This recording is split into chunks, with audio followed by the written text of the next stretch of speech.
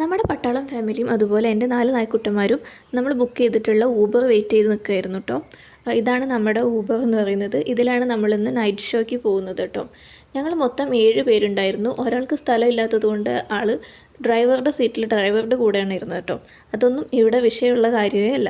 അങ്ങനെ നമ്മൾ ടൗൺഷിപ്പിൻ്റെ ഗേറ്റ് കടന്നു വന്നു. യൂണിവേഴ്സൽ മോളിലായിരുന്നു കേട്ടോ നമ്മുടെ ഇന്നത്തെ സിനിമ എന്ന് പറയുന്നത്. അങ്ങനെ നമ്മൾ നേരെ ചെന്നു, ടിക്കറ്റ് എടുത്തു. മുകളിലത്തെ നിലയിലായിരുന്നു തിയേറ്റർ വരുന്നത്.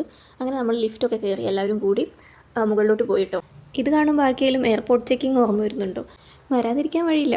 അതുപോലെ സ്ട്രിക്റ്റ് ആയിട്ടുള്ള ചെക്കിംഗ് ഒക്കെ കഴിഞ്ഞിട്ടാണ് കേട്ടോ നമ്മൾ തിയേറ്ററിലോട്ട് കടത്തി വിടുന്നത്. എന്തിനാണെന്ന് ആർക്കറിയാം. അതിനിടയ്ക്ക് കൊച്ചു കുട്ടികളെ അലോ ചെയ്യാൻ പറ്റില്ല എന്ന് പറഞ്ഞിട്ട് സെക്യൂരിറ്റി ആയിട്ട് ഒരു മൽപ്പിടുത്തം ഉണ്ടായിരുന്നു കേട്ടോ. അത് പിന്നീട് മാനേജറൊക്കെ കണ്ട് സംസാരിച്ച് ശരിയാക്കിയതിന് ശേഷമാണ് നമ്മൾ കയറ്റി വിട്ടത് കേട്ടോ. പെട്ടെന്ന് പ്ലാൻ ചെയ്ത് പോകുന്നത് കൊണ്ട് തന്നെ അവിടെ എത്തിക്കഴിഞ്ഞാൽ സീറ്റ് കിട്ടുമോ എന്നുള്ളൊരു സംശയം ഉണ്ടായിരുന്നു കേട്ടോ എനിക്ക്. അപ്പോൾ മിനിമം 8 പേരെങ്കിലും ഉണ്ടെങ്കിലേ അവിടെ ഷോ നടത്തുള്ളൂ. ആ 8 പേരെങ്കിലും ഉണ്ടായാൽ മതിയായിരുന്നു എന്നാണ് അനുഭവസ്ഥർ പറഞ്ഞത് കേട്ടോ. നമ്മുടെ നാട്ടിലെ പോലെ നേരത്തെ ബുക്ക് ചെയ്തില്ലെങ്കിൽ സീറ്റ് കിട്ടാതെ ഹൗസ്ഫുള്ളാവുന്ന വിഷയമൊന്നും ഇവിടെ വരാറില്ല എന്നാണ് കേട്ടോ ഇവർ പറഞ്ഞത്. പറഞ്ഞ പോലെ തന്നെ അതിനുള്ളിലെത്തിയപ്പോൾ ടോട്ടൽ ആളുകളിൽ മെജോറിറ്റി നമ്മൾ തന്നെയായിരുന്നു കേട്ടോ.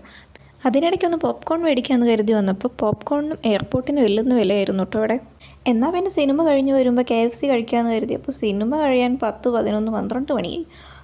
അപ്പോഴേക്കും ഒട്ടുമിക്ക എല്ലാ കടകളും അടച്ചിരുന്നു കേട്ടോ. അവസാനം വീട്ടിൽ പോയി സ്വന്തമായിട്ട് പോപ്കോൺ ഉണ്ടാക്കി കഴിച്ചു. ആ പ്രതിഷേധം അങ്ങ് തീർത്ത് കിടന്നുറങ്ങി കേട്ടോ.